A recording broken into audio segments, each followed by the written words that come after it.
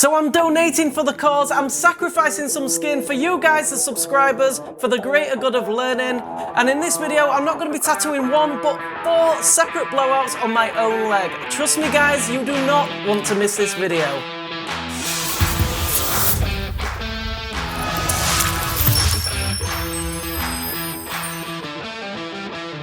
Hey everyone, welcome to this video, and it's a really special day for the channel today because, like I've just explained in the intro, I'm not going to be tattooing one but 4 separate blowouts on my own skin. Now why am I doing this? It's not because I'm crazy, it's because I want to give you guys a greater depth of learning and an understanding, and the way I can do that is by actually tattooing it on my own leg. So this video is going to be like a lot of my other videos, and it's going to build on information. So first of all, we're going to find out what blowouts are, we're going to find out how to avoid them, how to fix them, and then finally at the end of the video we'll do the live demonstration. I strongly recommend that you don't skip any part of this video to get the most out of it.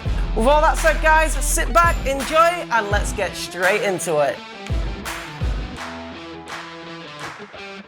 Basically there's 3 main layers to the skin: the epidermis, the dermis, and the hypodermis. When we tattoo, we're aiming for the ink to be placed in the second layer, the dermis.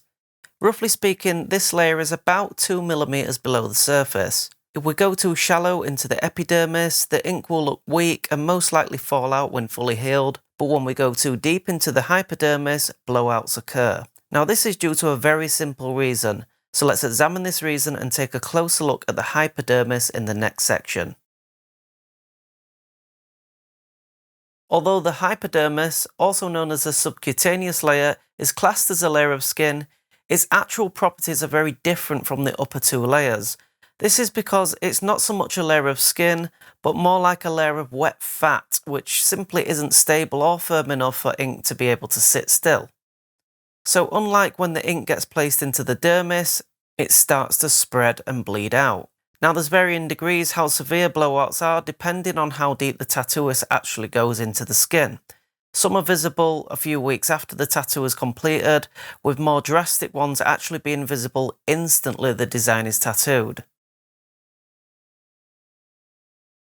The only way to really fix a blowout is to try and disguise it with a clean fresh line alongside it.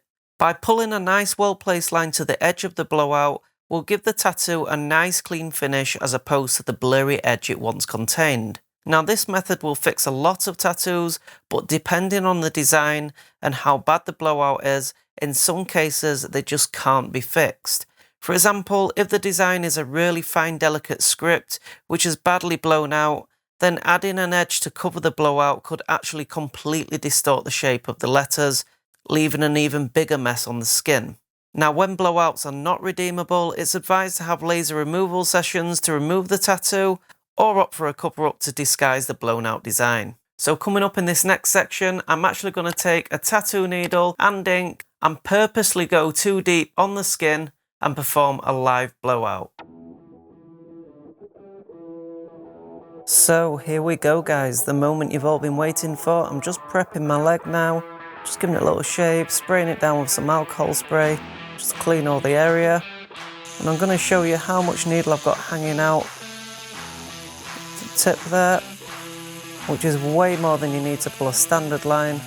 Obviously this is not going to be a standard line, and I'm just burying it into my leg now. I actually struggle to really force it in my leg, to be honest, because it's so unnatural to go that deep. I'm just going to zoom in on this first one, and as you can see, just to the left side there, it's already started to blow out. I'm not content with one, we're just going to pull another. I'm speeding it up now. I'm going to zoom in on this one as well, and you can see this new one starting to blow out, and the first one we pulled is starting to blur even more already. Now this third one, I pulled a longer line than the previous 2, and I noticed the blood coming out my leg, and if I zoom in on this now, you can see just how bad these are. Now if you're getting blood like this when you're tattooing, you're definitely doing something wrong and you're probably going too deep. So on with the 4th and final one now. I got a close up on that, and you can see just how deep I'm going there. and it's not so much tattooing, but it's more like just carving a path into my skin. And this fourth one was really, really painful. Just getting to the end of it there. I'm gonna give this a wipe down and then we're gonna examine what we've got.